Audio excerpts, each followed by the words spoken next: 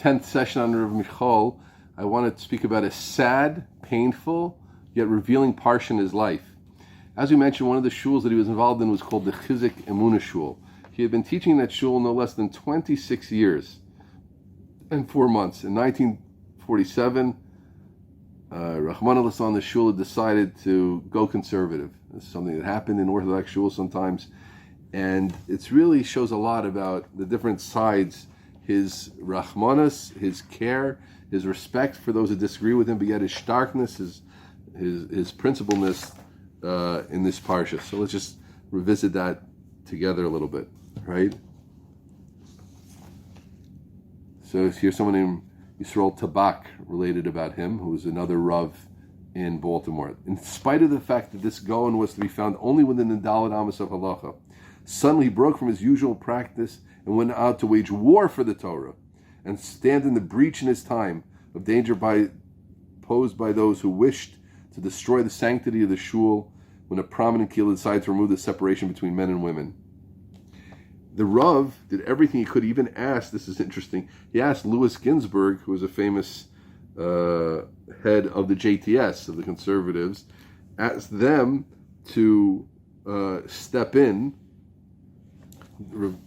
Dr. Ginsburg himself did follow halacha, and that he hoped he would have Ashbay. Rav Forshlager wrote him a 150-page tshuva, but that didn't work. And here he writes about this plague that's spreading.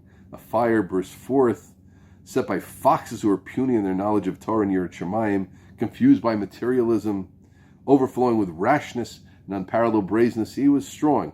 These destroyers of the vineyards of Yisrael are attacking our Mikdash Mad, the little that still remains for us from all the pride and might of Israel.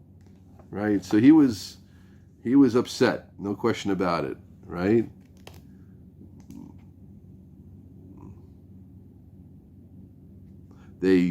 Even after he left the shul, which he eventually left, they used to give him checks. He would give them back. He didn't want to take money. On the day the board finally decision, Rav Forshlager informed them that he would not be able to continue teaching the Mishnah class that he had taught there for over 26 years. Could you imagine? Rav Forshlager refused to take money from an organization that was Michal Shem Shemayim, and in return to every check he received. Okay, so that's for sure. And I see a comment one of his relatives said about him. He loved Yidden, he loved people, not their beliefs.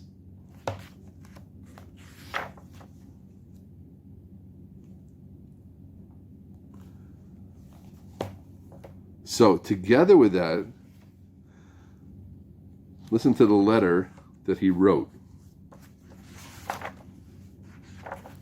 It's really amazing.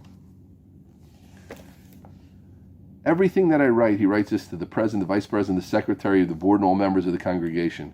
Chizik Emunah. Everything I read in this letter is not poetry, as I'm too honest to write poetry. And also this matter is too serious and painful to me and you, after having been associated for 26 years. I thought I would never have the difficult task of writing a letter such as this. I write with tears in my eyes and blood in my heart, as each and every one of you are deeply embedded in my heart, and I feel you have the same feeling towards me. And now I have to leave you. You can well imagine how I feel. Neither I nor you could have thought that this could ever come to pass. We had right to think that we would live out our years, that God would bestow upon us without separation on my part and your part. Look at the lave. Also, I must let you know that I had the good fortune to meet the people that appealed to me, and the first dollar I earned in this country was in this congregation, and this I can never forget.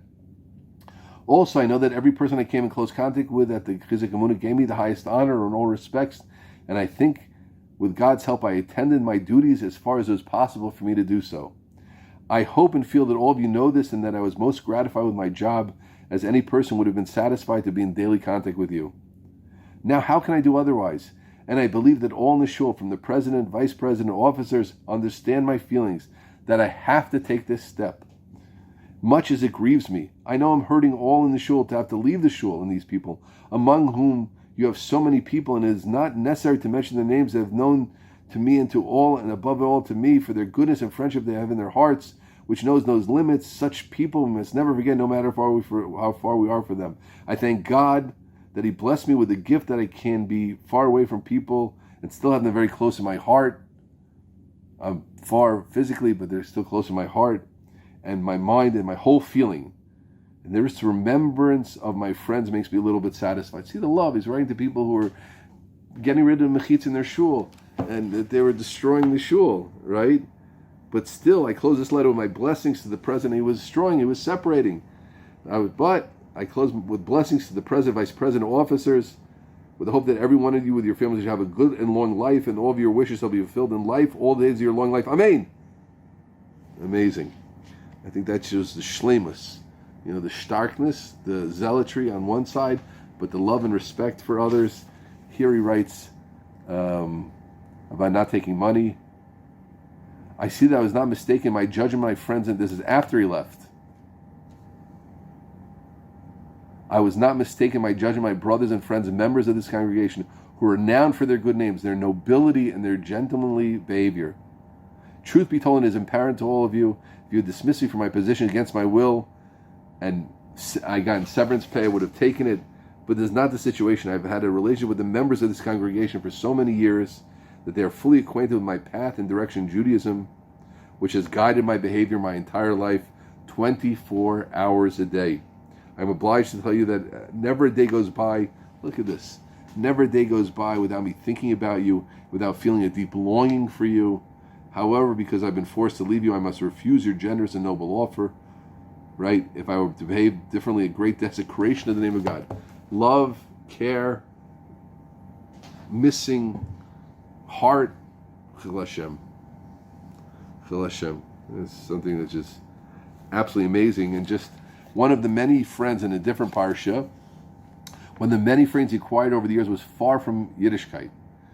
But his great respect for the Rav inspired him to ask him to attend his son's chasana and accept the kibbud. Right? He wanted to mechabed Rav Forshlager at his son's wedding. But when Rav Forshlager turned him down, saying the wedding's not lefi halacha, I can't go. But listen to this: the man, look at the hashpah tzaddik can have. The man canceled the whole booking. He canceled the whole booking he'd already made, as well as non-kosher caterer, and made a new booking complete with kosher food and a new set of invitations. All this in order that his beloved Rav would get a bracha under the chuppah. So this is a whole other pan. The goinus, the chesed, the kanos, the leaving a shul, but the absolute love and respect for others who saw the world totally different than him, and of course he thought they saw that totally wrong, to make a difference. Love and respect for other Yidden, and even a Karas Tov was so much a part of his personality.